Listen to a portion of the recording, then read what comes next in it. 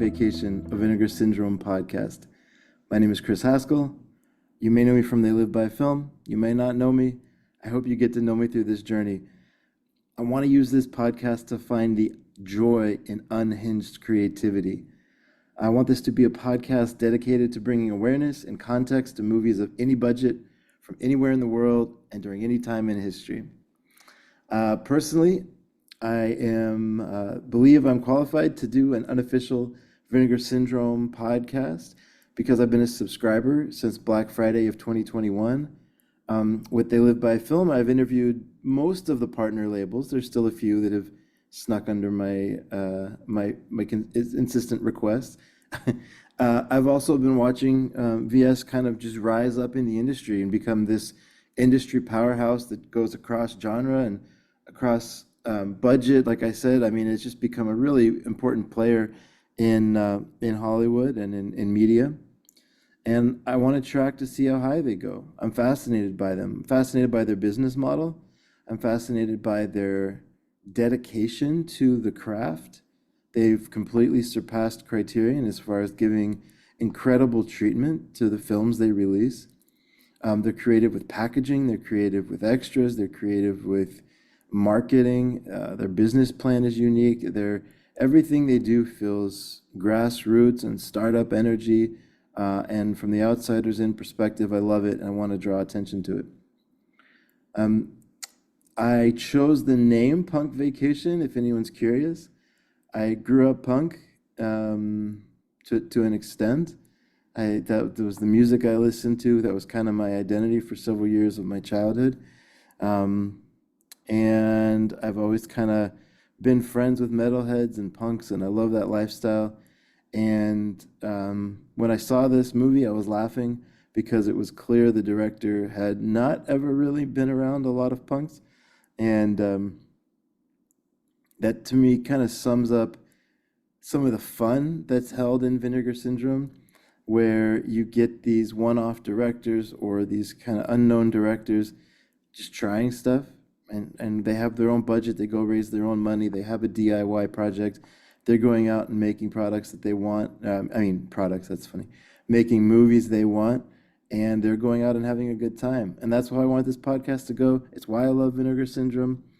How I want to do it, around the first of each month, I'm going to discuss the new releases that are announced. Maybe I've seen them, maybe I haven't. Discuss a little bit about what's exciting about them. And I want to highlight 1 to 2 catalog titles that need love. We'll look backwards in the catalog.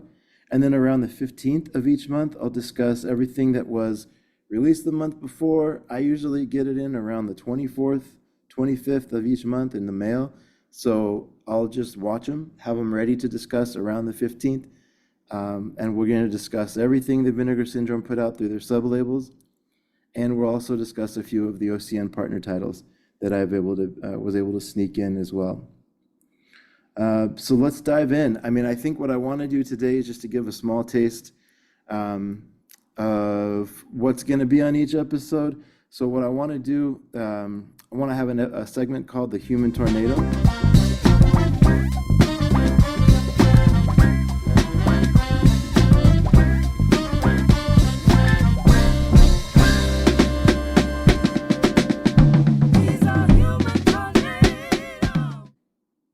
The Human Tornado is going to be looking back at the catalog and finding Vinegar Syndrome titles that aren't discussed as much, that need to be discussed. No better place to start than the movie Punk Vacation itself, right? Given where we are in the history of this podcast, being episode 1.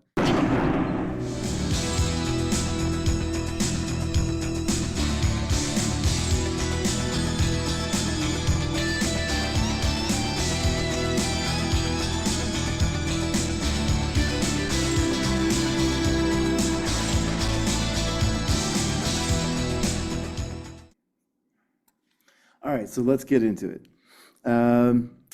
Punk Vacation is a 1987 movie made by one-time director Stanley Lewis. Okay, not a lot of action in the Hollywood scene. Okay, the Blu-ray for this was released years ago from Vinegar Syndrome, so slipcovers sold out, obviously going for a lot on eBay. However, they do have a standard edition And there's, it's on their website. It's easy to get. It's cheap right now. It's 27 bucks. There's no subtitles on the disc, which is a little bit of a bummer, but I know they weren't doing that early on. This is just that it took a little while to kind of get their machine rolling to what it is today. It's a quick film, 93 minutes. It's one of these movies that I wouldn't recommend as a starter for people getting into, maybe the different types of corners of cinema away from the mainstream. I wouldn't say this is the first one I would recommend. This is one for people with a little bit more of a refined palate. It gets trashed on a lot, and I'm not going to say it's the best movie ever made, but I'll spend a little bit of time defending it here in just a moment. It's a decently popular film on Letterboxd as far as a no-name movie that doesn't have a lot of attention. It has 1,277 views at the time of recording this. It's incorrectly listed as a 1990 film, so on Letterboxd, I guess I'm gonna go try to change that later. If that's changed, that's because my change went through. This movie was made around 1984, released, took a while to come out. It was released officially in 1987.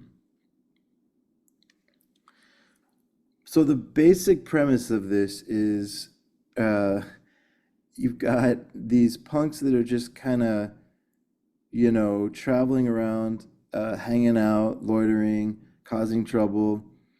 They find a campground. One of the guys goes into town to get like a soda or something. Soda machine, the vending machine eats his money. He starts banging on it, as punks do, according to Stanley Lewis. Starts freaking out. Escalates to where the old man that owns the establishment with the vending machine comes out, tries to break it up. This escalates even further. His friends come in. Guy that had his money stolen gets hurt, ends up in the hospital. Old man dies that owns the establishment or gets hurt. I can't remember. I think he dies. Doesn't matter really. His daughter vows revenge. She gets the help of the local police, which kind of turns into just like the local community.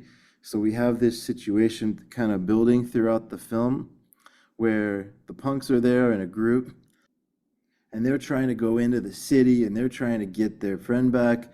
And you've got this other sort of storyline where this army's building up of local townsfolk, usually kind of country, kind of stereotypically country.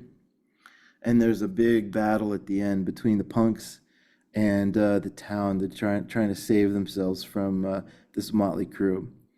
Uh, this is one of those movies that had kind of it didn't really have a huge vision to begin with. I think it just was kind of I can't tell exactly what Stanley Lewis was going for here, in terms of why this was written, why this was made. It's an interesting point, it's an interesting film in history because it's a horrible representation of punks, first of all. And I think the pleasure from this movie comes from just sort of leaning back and rolling with the weird like alien dialogue that happens throughout. So you have this storyline going on with a lot of violence and like a lot of, kind of um, the punks are either getting attacked or planning an attack to go into the city, or there's all this kind of strategy going on about how they're going to come out of there once this tension heats up and once it's kind of a war. But the characters in the camp, in the punks camp, are like having just conversations about going to technical school and not getting out of this world, maybe going back and back into the band, or like they're not fully present. They're, I guess, in a way, you might be able to argue that it's like good dialogue as far as kids just being knucklehead kids and not understanding the gravity of what they're saying. But really, I think if we're being honest, like this is a movie that's fun to just kind of sit back and relax with and laugh at the dialogue and just kind of have fun with it. Like the writers were two gentlemen, Harvey Richardson and Lance Smith, were credited as the writers on this. Neither one of them had many credits to their name. So, this is a film that's just friends getting together and making something that they wanted to make. Again, not really totally clear what that is, not really totally clear what the point of this is. Um, what is there like a lesson here? Not really sure. But it's fun. I had a great time with it. And I wanted to name the podcast after this movie because to me it represents a lot of the things, a lot of the reasons I love Vinegar Syndrome, which is preservation, number one. Like this movie should be preserved. Uh, it's an interesting side project from somebody that never was in film again, as far as at least as a director goes. It's a fascinating piece of history, and I would love, there's this thing about how 50% of all silent films are lost, or maybe more. I forget the exact stat, but some insane number of silent films are lost. And you think about what people are going to say about 80s movies in 100 years. If so, people that are looking to go deep into this era, what's happening through Vinegar Syndrome and through a lot of companies like them. Severin is another good one. There's a lot of these companies that are sort of focused on that 60s, 70s, and 80s genre and exploitation cinema. They are doing a good job of capturing history. And every time I watch it, I smile because I just think about, like, man, how sweet would it be for us to have that same thing from the teens and the 20s, where, our perception of silent film might be different if we actually had access to those movies. Like, there's a whole story that Captain Gibb has told on one of our earlier podcasts on They Live by Film, if you want to go back and listen to that. But he basically talks about how there is a phenomenal amount of female Russian filmmakers. And so you can study about that academically and you can read about them, but it's difficult to watch their movies because they're just not there. Well, that's cool though, right? Like, how different would the world kind of discussion around film be if we knew that in the 20s and teens, it was sort of like the Wild West. It was like a gold rush in a way. Everybody was just rushing to figure out how this new technology kind of worked and how to distribute it and how to make it. And so there was like this burst of creativity, and like there was a ton of female filmmakers and leads and writers and cinematographers, and like there's all this incredible these incredible movies that were made that'll just never get seen. And I think that's a bummer. And I think when we talk about it in the context of restoring and preserving movies from the 20s, there's an air of like importance to it. And I want to put that same level of attention and focus on the work Vinegar Syndrome is doing for movies like Punk Vacation. Because is it great? No, honestly, not. It's not like a great movie. Okay, is it good? I don't know. That's a completely subjective statement, right? Like, there are things in it that are highly entertaining. There's things in it I liked. It satisfied that itch I had for what I go to when I go to Vinegar Syndrome, and I love it. And I named the podcast after it, kind of for what it represents. So I think you get the point. I won't belabor it just for the sake of hearing myself talk, but I think preservation is very important. The other thing I think is important about movies like this is that there was an ability on VHS and on DVD to go look for these movies. They were, especially VHS, there was, a lot of people that were pressing their own tapes, and they were kind of played locally or regionally, and they were in video stores regionally. So for people that grew up in the area in like Southern California, they may have seen Punk Vacation from Stanley Lewis. That might have been on a video store shelf for a while, right? So there's like these little pockets of history that maybe never made it national or international. But for a group of people, this is sort of a part of their childhood or a part of their experience. And there's something really exciting and fun for me, and I know a lot of people feel this way. When you used to go to a video store on, a Friday night or whatever, and you go walk through the shelves and you pick up something with a cool looking cover, you have no idea what you're about to get into, right? Sometimes it was awful, like awful. And we'll get into some of the ones Vinegar Syndrome has done. I'm not a homer. They've put out some terrible films. Looking at you, Dr. Jekyll's Dungeon of Death. So we'll get into that. And there's some ones that were like, okay. I think this would fall into that category of like just enough in there to kind of keep me into it. And then there's some like the telephone book, which I'm sure I'll talk about pretty soon on an episode, that just floored me with how good it was. That movie should absolutely be discussed as a classic, 100%. Art house film, I don't care however you want to say it, whatever you want to say about it. It checks every box. And the fact that you could go into a video store and you could have one of those three experiences, there was something kind of exciting about it. And you kind of built a movie night around this, right? So Punk Vacation was a movie night for people. And I think that there is something important about having that experience, and you want to be able to balance out where not everything you're watching is just kind of like banger after banger, right? I understand why that's ideal, but it loses the power of the good films if you're never seeing a mediocre or a bad movie. You've got to have that balance. You've got to have the shadow and the light. You've got to have the pain to feel the pleasure, right? It's got to be there. That's true for everything in life. I think it's true for film as well. I know it seems like a weird point to stand on, but it's important to me, and it's why I'm open and I'm constantly searching for new things to watch. And I don't care. I never read about them before I watch them. Don't care what the reviews are. I just want to see it and make an opinion for myself. I would have never watched Action USA if I wasn't on the hunt, and that's one of my favorite films. So, Punk Vacation is not one of my favorite films, but I love what it represents. I like the name, and there we go. We're going to make a podcast out of it. I hope you listen twice a month. And if you've not heard of They Live by Film and you want to check us out, that's where all the interviews are for the OCN partner labels.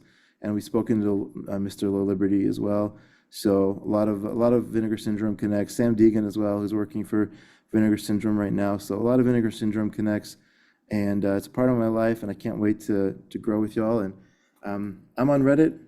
I'm on the Vinegar Syndrome Discord. I'm in a lot of places online. It's not hard to find me. Please let me know if there's anything you want to hear more of. I will say up front, if anybody wants to throw their name in the ring and talk about merch, I'm not a merch guy. I know Vinegar Syndrome sells a lot of it. If you're a merch person and you love the merch they put out and you want a little corner of the podcast, I would love to give you a 5-minute segment and just sell merch for Vinegar Syndrome. No problem with that. That's just not me, so I don't want to sit there and talk about pins and I don't know, all the other random stuff, the water bottles, whatever they have. That's not really my thing. All right. Hey, see y'all around. Thanks so much for listening, and yeah, talk soon.